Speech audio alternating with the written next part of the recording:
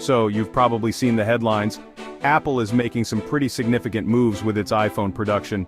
The company reportedly shipped around 2.9 million iPhones from India. This isn't just a small trial run, it's a substantial volume. The main driver behind this strategic pivot, you guessed it, tariffs. Specifically, the tariffs imposed by the Trump administration on goods imported from China. These tariffs made it more expensive to bring products, including iPhones assembled in China, into the United States. So, they started looking for alternatives. And India emerged as a very strong candidate. Alright, let's talk tariffs. Tariffs have been a significant point of contention in international trade, especially between two of the world's largest economies, the United States and China. Simply put, tariffs are taxes imposed on imported goods when they enter a country. These taxes can vary widely depending on the type of goods and the country of origin. The idea is often to make foreign goods more expensive. This can encourage consumers to buy domestically produced items, theoretically boosting the local economy. When the US government decided to place tariffs on a wide range of Chinese goods, it meant that products made in China suddenly became pricier to bring into the American market. This move was intended to protect American industries from cheaper Chinese imports. The Trump administration initiated these tariffs starting around 2018. This was part of a broader strategy to address what they saw as unfair trade practices by China. The reasoning included concerns about the trade imbalance between the US and China and allegations of unfair trade practices. The US accused China of intellectual property theft and forced technology transfers, among other issues. For companies like Apple, whose flagship products like the iPhone were largely assembled in China, this was a huge deal. The tariffs meant higher costs for importing these products into the US, which could potentially lead to higher prices for consumers. It directly impacted their cost of goods sold for the US market. Companies had to rethink their pricing strategies and supply chain logistics to manage these increased costs. By moving assembly of some iPhones to a country like India, Apple could potentially avoid these specific US tariffs on Chinese goods. This shift required significant investment and planning, but offered a way to maintain competitive pricing. If the iPhones are substantially transformed in India, they would be considered products of India for import purposes, not China. This reclassification helps Apple sidestep the tariffs imposed on Chinese goods. This strategy allows Apple to mitigate those added costs imposed by the tariffs. It also highlights the complexities multinational companies face in navigating international trade policies. It's a way to de-risk their supply chain from being overly concentrated in one tariff-affected region. Diversifying production locations can help companies better manage risks associated with geopolitical tensions and trade disputes. The US-China trade friction is a multifaceted issue that affects not just the two countries involved, but the global economy as a whole. Companies, consumers, and governments worldwide are all impacted by these trade policies. For consumers, tariffs can mean higher prices on everyday goods. For businesses, it can mean rethinking supply chains and production strategies. And for governments, it involves balancing economic protectionism with the benefits of free trade. As the trade landscape continues to evolve, staying informed about these issues is crucial. Understanding the dynamics of tariffs and trade policies can help us better navigate the complexities of the global economy. So, the next time you hear about tariffs in the news, you'll have a better grasp of what they mean and how they impact the world around us. Thank you for watching and stay tuned for more insights on global trade. So why India? It's a great question. Let's delve deeper into the factors that make India a compelling choice for global manufacturing. India has been actively working to position itself as a global manufacturing hub. The country has made significant strides in improving its infrastructure and regulatory environment to attract foreign investment. The country has a massive and relatively young population. This demographic advantage means a steady supply of labor for years to come, which is crucial for sustaining long-term manufacturing operations. This translates to a large potential workforce. With millions of young people entering the job market every year, companies can easily find the talent they need to scale their operations. And critically, labor costs in India are generally lower than in China. This cost advantage makes India an attractive destination for companies looking to optimize their production expenses. The Indian government has also been playing a very active role. They have been implementing policies and reforms aimed at making it easier for businesses to set up and operate in the country. They've launched initiatives like Make in India and production, linked incentive PLI schemes for various sectors, including electronics manufacturing. These initiatives are designed to boost domestic production and attract foreign companies. These PLI schemes offer financial incentives to companies based on their domestic production and sales. This not only encourages companies to manufacture in India, but also helps them become more competitive globally. Beyond the workforce and government support, India offers a large domestic market itself. With a growing middle class and increasing consumer spending, the demand for electronics and other manufactured goods is on the rise.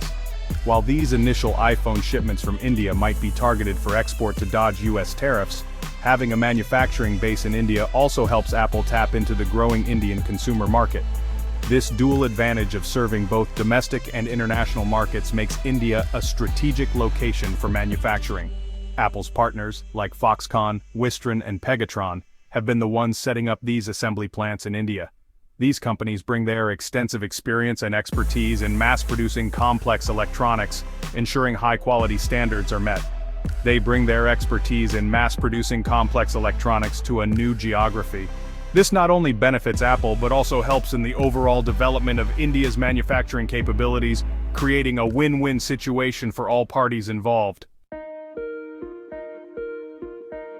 Section 4. The cost equation: iPhones made in USA versus China versus India. Imagine for a moment Apple trying to make all its iPhones in the United States. The cost would be astronomically higher. Labor costs in the US are significantly greater than in Asia. While there's a push for Made in America, for a product as complex and price-sensitive as a smartphone, mass production in the US at current iPhone prices is just not feasible for Apple. Now consider China. For many years, China was the undisputed champion of electronics manufacturing. However, with the introduction of US tariffs on Chinese goods, that calculation changed. This is where India enters the picture as a compelling alternative, especially for iPhones heading to the US. Section 5. Navigating the hurdles, Apple's challenges in the Indian shift. While moving production to India sounds like a smart play to dodge tariffs and diversify, it's definitely not a walk in the park for Apple. The first major challenge is the sheer complexity of Apple's existing supply chain. It's a finely tuned machine, built up over decades, with a heavy concentration of specialized component suppliers in and around China. A significant hurdle is the continued dependency on Chinese components. Even if an iPhone is assembled in India, many of its critical parts might still be manufactured in China. Then there are the logistical and infrastructure challenges within India itself. Ensuring consistent quality control across new factories with a newly trained workforce is a paramount concern for Apple. Finally, political and regulatory factors always play a role. Apple is essentially trading one set of complexities for another, hoping the new set is more manageable. Section 6. Shifting gears, the future of Apple's supply chain. So, what does this move to India really mean for the future of Apple's supply chain? This strategic shift is not just a minor adjustment but a significant pivot that could redefine how Apple operates globally. It strongly signals a long-term strategy of diversification. By spreading its manufacturing footprint across multiple countries, Apple aims to mitigate risks associated with geopolitical tensions, natural disasters, and other disruptions that could impact a single region. This is often referred to as a China Plus One strategy. Essentially, it means that while China remains a crucial part of the supply chain, Apple is actively developing additional manufacturing bases in other countries. The idea isn't necessarily to completely abandon China, which remains a vital manufacturing base and a huge market for Apple. Instead, it's about creating a more resilient and flexible supply chain. Instead, it's about building up significant alternative production hubs in other countries like India and also Vietnam to reduce over-reliance on any single nation. This approach not only diversifies risk but also taps into the growing manufacturing capabilities and labor markets of these emerging economies. For us, the consumers, the implications could be varied. On one hand, we might see more stable prices for Apple products as the company navigates around tariffs and other trade barriers. In the short term, this diversification might help stabilize iPhone prices, especially in markets like the US that were impacted by tariffs on Chinese goods. Additionally, it could lead to faster innovation cycles as Apple leverages different technological advancements from various regions. This shift by Apple, one of the world's most influential companies, is also likely to have broader implications for the global tech supply chain. Other tech giants are likely to take note and may consider similar strategies to enhance their own supply chain resilience. Other tech companies are watching closely. The success of Apple's strategy could set a precedent, encouraging more companies to diversify their manufacturing bases. Apple's success in scaling up production in India could encourage more companies to follow suit. This could lead to a significant shift in global manufacturing trends, with more tech companies investing in emerging markets. It's a trend that could reshape global trade flows and create new economic opportunities in emerging manufacturing centers. As these regions develop, we could see a more balanced global economy with new hubs of innovation and production. Section 7, the bottom line, what this means for Apple and you. Alright, let's wrap this up. Apple's decision to significantly ramp up iPhone production in India, highlighted by that 2.9 million unit shipment figure, is a clear and strategic response to a changing world. It's driven primarily by the need to navigate the complexities of US-China trade tensions and the tariffs that came with them. But it's also about looking ahead, building a more resilient and diversified supply chain for the future. However, this strategic pivot is not without its considerable risks and challenges. The potential benefits for Apple are substantial. By manufacturing iPhones in India for export to the US, they can avoid hefty tariffs, which directly benefits their bottom line. For consumers, this could mean more stable iPhone prices in the long run. Ultimately, Apple's big move to India is more than just a story about iPhones and tariffs. It's a reflection of the evolving dynamics of global trade, technology manufacturing, and geopolitics.